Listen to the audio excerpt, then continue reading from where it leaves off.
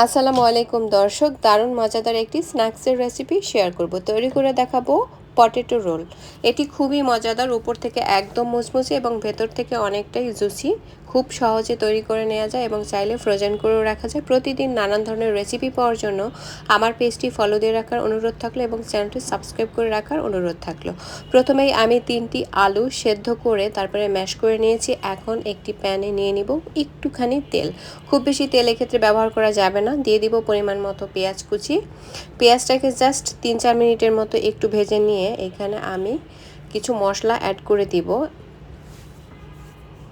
এখানে আমি অ্যাড করেছি একটু লবণ, একটু লাল মরিচের গুঁড়ো, একটু ধনিয়ার গুঁড়ো এবং একটু জিরের গুঁড়ো আর একটু চাট মশলাটা অ্যাড করার পরে সাথে সাথেই আমি প্রায় আলুটাকে যে ম্যাশ করে রেখেছিলাম সেটা এখানে দিয়ে দিব। লক্ষ্য রাখতে হবে মশলাটা যাতে কোনোভাবেই পুড়ে না যায়, তাহলে কিন্তু এই পুরোটা খেতে ভালো লাগবে না।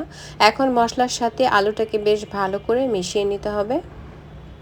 আমার কিন্তু মেশানো হয়ে গিয়েছে। এখন আমি এই পুরোটাকে একটি প্লেটে নামিয়ে এক সাইডে রেখে একটু ঠান্ডা করে নিব। আর এখন যে শিটগুলো আপনারা দেখতে পাচ্ছেন এটি আমি সুপার শপ থেকে কিনে ব্যবহার করছি। যে কোনো সুপার শপে আপনারা চাইলে এই শিটগুলো পাবেন।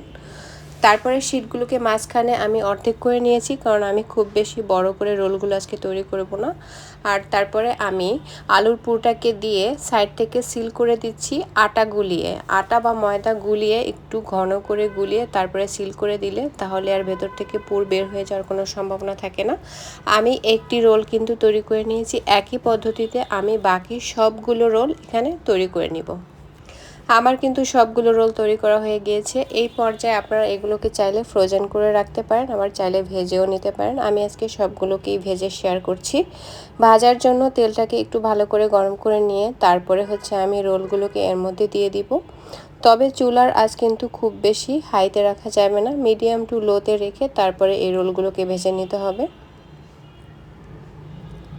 একটা পাশ হয়ে গেলে তারপরে উল্টে পাল্টে সবগুলো পাশ যাতে সমানভাবে ক্রাঞ্চি বা মুচমুচে হয় এমন করে রোলগুলোকে ভেজে নিতে হবে। এই রোলগুলো ছোট বড় সবাই খেতে কিন্তু খুবই পছন্দ করে। ছোটরা যদি খায়, পরিবারে যদি ছোট সদস্য অনেক বেশি থাকে তাহলে কিন্তু আপনারা লাল মরিচের গুঁড়ো একটু কম ব্যবহার করতে পারেন।